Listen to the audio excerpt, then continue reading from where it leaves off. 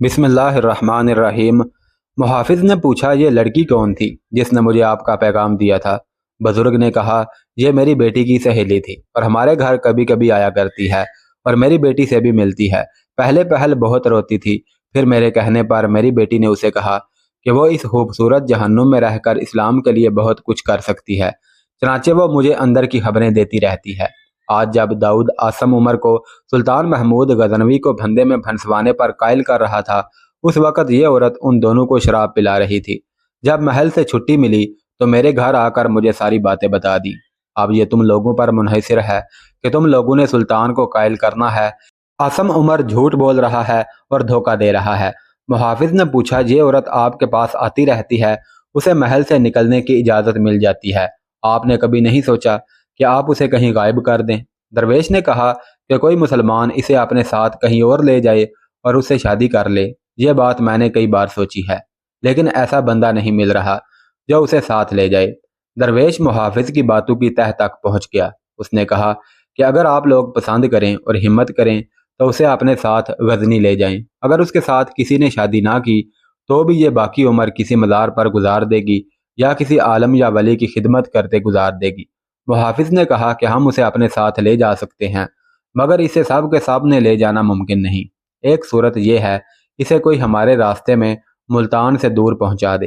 हमारी दूसरी मुश्किल सालार आसिम उमर है, जो शायद लड़की को हमारे साथ ना जाने दे। अगले रोज सालार आसिम उमर सुबह सुबह अपने 4 मुहाफिजों के साथ मुल्तान से गजनी की तरफ रवाना हुआ। 5 घोड़ों के अलावा अब उनके साथ एक इजाफी ऊंट भी था, जो दाऊद बिन नसर के दिए हुए तोहफों से लदा हुआ था। एक मुहाफिज की बर्छी के साथ एक छोटा सा सफ़ेद झंडा लहरा रहा था, जिसका मतलब था कि हम दोस्त हैं। काफिला शहर से दूर निकल गया। आगे दरियाए चनाब था, वो भी उन्होंने पार कर लिया। आसम उमर जब मुल्तान की तरफ आ रहा था, उस वक़्त वो अपने मुहाफिजों से गपशप लगाता हुआ आया था, मगर अब जब वापस गजनी जा रहा था तो वह उनसे आगे आगे बिल्कुल खामोशी से जा रहा था। उसकी गर्दन बादशाहों की तरह अकड़ी हुई थी। वो अगर मुहाफिजों से कोई बात करता भी तो वो हुक्म होता या हदायत होती थी, और लहजा बादशाहों वाला था। सूरज गरूब होने को था जब ये लोग एक जंगल से गुजर रहे थे। एक मुहाफिज ने अपने साथियों को एक तरफ इशारा किया। ने देखा कि घनी झाड़ियों में 4 आंखें और 2 चेहरों के जरा जरा से हिस्से नजर आ रहे थे। आसम उमर आगे निकल गया था। मुहाफिजीन ने आंखों ही आंखों में इस प्लान पर अमल करने का फैसला कर लिया जो उन्होंने कल रात को बनाया था। उसी प्लान के मुताबिक एक मुहाफिज ने अपना घोड़ा रोक लिया और अपने घोड़े को घनी झाड़ियों और ऊंची घास की तरफ ले गया। वही जवान औरत जिसने उसे दरवेश के घर जाने का पैगाम दिया था, ओट से निकलकर उसके सामने आ खड़ी हुई। उसके साथ एक आदमी भी था। उसने औरत को मुहाफिज के हवाले किया और खामोशी से वापस चल दिया। मुहाफिज औरत को वहीं साथ लिए चुप कर बैठ गया। दोनों ने मुस्कुराने के सिवा एक दूसरे से बात ना की, क्योंकि जुबान से वाकिफ ना थे। औरत ने इशारे से कहा कि चलें, लेकिन मुहाफिज ने उसे वहीं खामोशी से बैठे रहने का इशारा कर दिया। सूरज गरूब हो गया, अंधेरा फैलने लगा तो आसिम उमर ने पड़ाव का हुक्म दे दिया। उसने देखा कि एक मुहाफिज गायब है, तो उसने दूसरों से पूछा कि वो कहाँ है। तीनों मुहाफिज हैरान भी हुए और खिसियाने भी। उन्होंने कहा कि वो पीछे पीछे आ रहा था और अभी उन्हें भी पता चला है कि वो हमारे साथ नहीं है। आसम आग बगोला हो गया और उन पर खूब बरसा।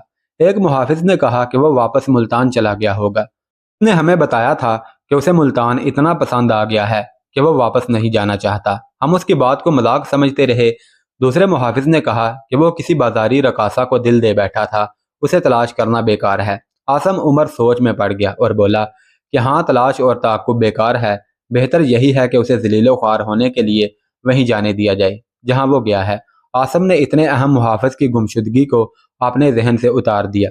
उसकी वजह यह थी कि आसम का अपना दिल और दिमाग दाऊद के महल में रह गया था।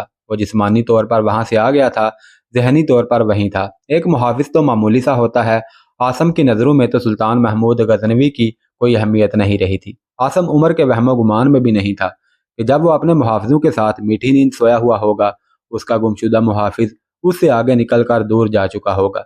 सुल्तान महमूद गजनवी पेशावर में अपने एलची आसम उमर का बेताबी से इंतजार कर रहा था। दिन पर दिन गुजरते जा रहे थे। सुल्तान महमूद ने कई बार अपने खदशे का इजहार किया कि आसम उमर अपने मुहाफिजों के साथ मारा जा चुका है या हिंदुओं ने अपने किसी कैद खाने में पहुंचा दिया होगा।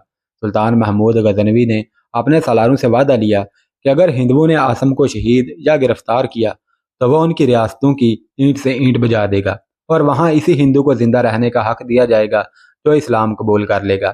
ایک روز سلطان کو اطلاع دی گئی کہ عاصم کا ایک محافظ ہندوستان کی بڑی ہی حسین عورت کے ساتھ پہنچا ہے، مگر بھوک پیاس اور تھکاوٹ کی وجہ سے اس کی حالت بہت بری ہو چکی ہے۔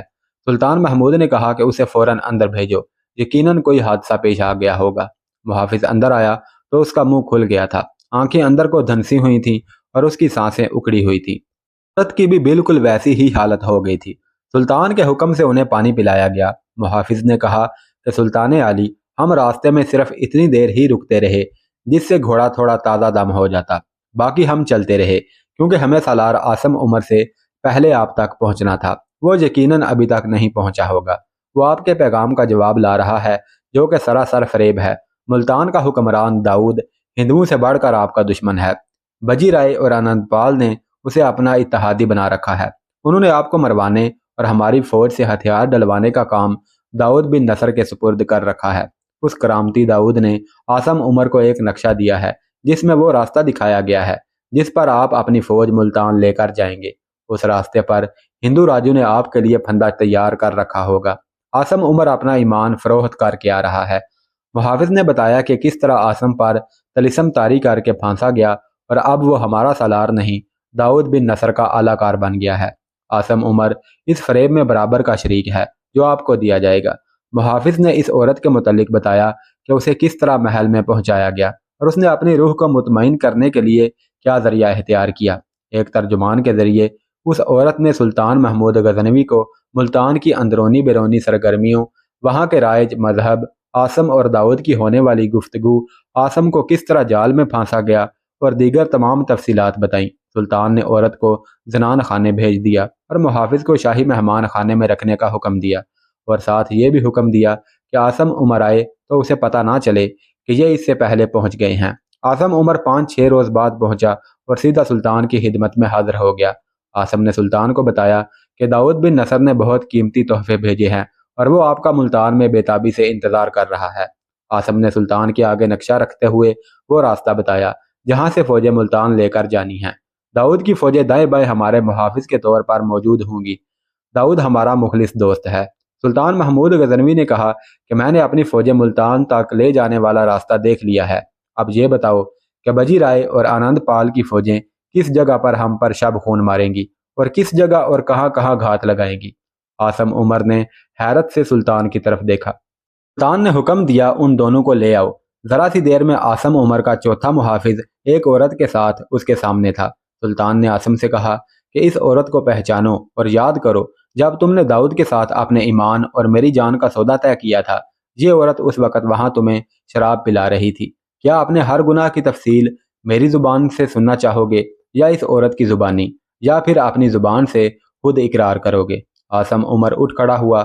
اس نے اپنے نیام سے تلوار نکالی اور اس کی نوک اپنے پیٹ پر رکھ دی۔ اس سے پہلے کہ کوئی سمجھتا یا اسے پکڑتا، اس نے تلوار اپنے اندر گھونپ دی اور اپنے جسم کے آر پار کر دی۔ سلطان نے حکم دیا کہ اس کی لاش کو شہر سے باہر پھینک دو کیونکہ غداروں کو کفن نہیں دیا جاتا۔ عاصم عمر ابھی تڑپ رہا تھا جب محافظ اسے اٹھا کر لے گئے۔ سلطان نے اپنے سالاروں کو تیاری کا حکم دیتے ہوئے کہا کہ فوج کو کوچ کا حکم دو، ہم ملتان پر حملہ کریں گے لیکن ہمیں راستے میں کئی مار کے لڑنا پڑیں گے۔ بت پرستوں کے ساتھ ہمیں کرامتیوں کا بھی خاتمہ کرنا ہے۔ عاصم عمر نے اپنی تلوار اپنے پیٹ میں گھونپ کر غداری کی سزا پا لی۔ وہ باہر دھوپ میں پڑا تڑپ تڑپ کر مرا۔ کسی کو اجازت نہیں تھی کہ اس کے منہ میں پانی کا ایک گھونٹ بھی ڈال دے۔ سلطان محمود غزنوی نے اس کے پسماندگان پر یہ مہربانی کی کہ انہیں عاصم کی لاش لے جانے کی اجازت دے دی۔ عاصم عمر سلطان کی فوج کے پرانے اور تجربہ کار سالاروں میں سے تھا، مگر نسوانی حسن، شراب کے نشے اور تھوڑے سے علاقے کی حکمرانی کے لالچ نے بڑے بڑے قلعے سار کرنے والے اور لاکھوں کے لشکر کو دین و ایمان کی درانتی سے کاٹ پھینکنے والے سالار نے اپنی تلوار اپنے پیٹ میں گھونپ دی۔ عاصم عمر کا بیٹا قاسم عمر اسی فوج کے ایک جیش کا کماندار تھا۔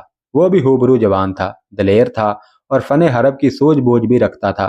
باپ نے اسے بچپن سے ہی سپاہی بنا دیا تھا۔ اسے جب اطلاع دی گئی کہ وہ اپنے باپ کی لاش لے جائے تو ایک صدمہ یہ ہوا کہ اس کا باپ ایک نامی گرامی سالار تھا، مر گیا ہے، اور دوسرا صدمہ یہ تھا کہ وہ ملتان گیا تھا اور اسے ہندوؤں نے قتل کیا ہے۔ وہ سمجھا شاید اس کی لاش ملتان سے آئی ہے۔ قاسم کو اس کے باپ کی موت کا پیغام دینے والا آدمی اسے اپنے ساتھ لے گیا۔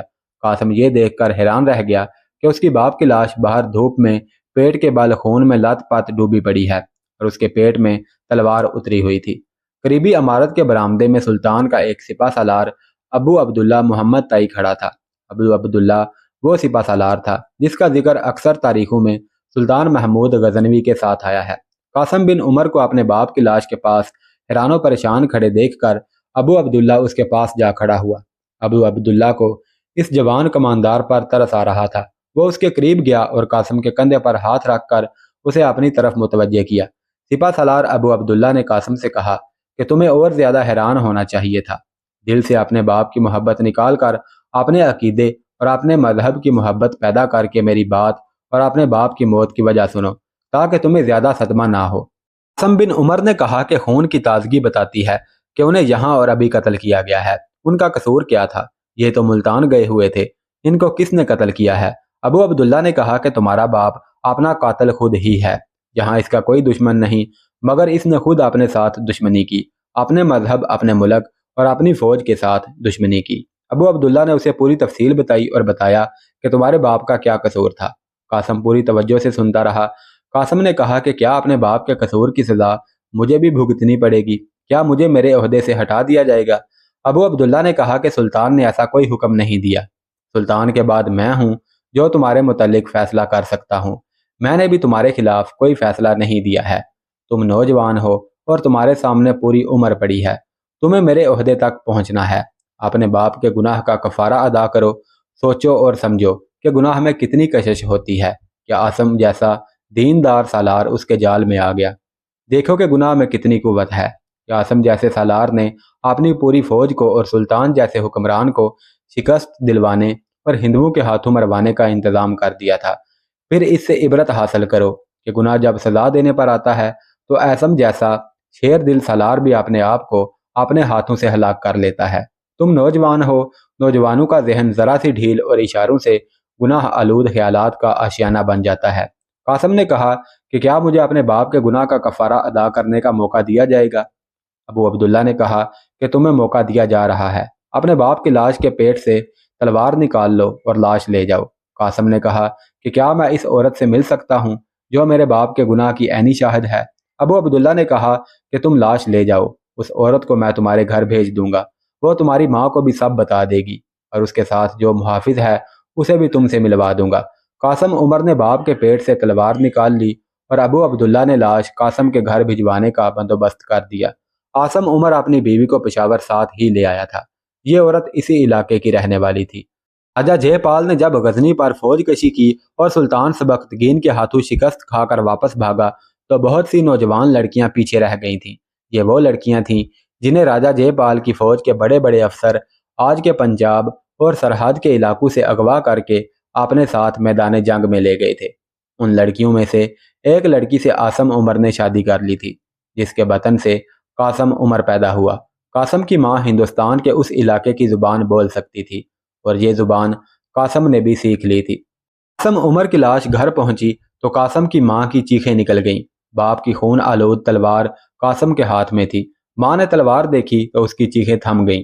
اس نے حیرت سے اپنے بیٹے کی طرف دیکھا۔ قاسم نے ماں کی طرف دیکھتے ہوئے باپ کی لاش کی طرف اشارہ کرتے ہوئے کہا کہ یہ شخص اس قابل نہیں کہ آپ جیسی عورت اس کا ماتم کرے، اس نے اپنی تلوار سے اپنی جان لی ہے۔ قاسم نے تلوار پھینک دی اور بولا، ماں مجھے سچ بتاؤ، کیا میں اس شخص کا ہی بیٹا ہوں یا آپ ہندو تو نہیں تھیں؟ کیا میں نے غدار ماں باپ کے ہاتھوں پرورش پائی ہے؟ ماں نے پوچھا، قاسم تم کس کو غدار کہہ رہے ہو؟ تم کہہ کیا رہے ہو؟ تم کس غدار کی بات کر رہے ہو؟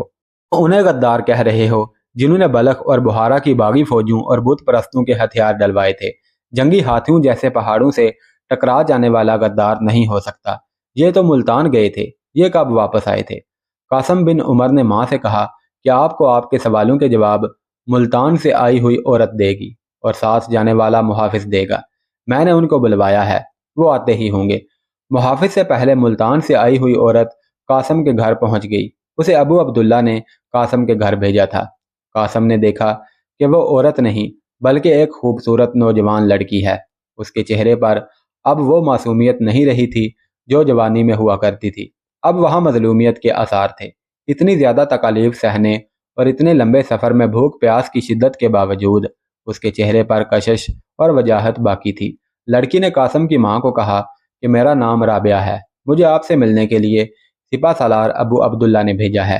قاسم کی ماں نے رابعہ سے پوچھا کہ میرے خامد نے ملتان میں کیا کیا تھا؟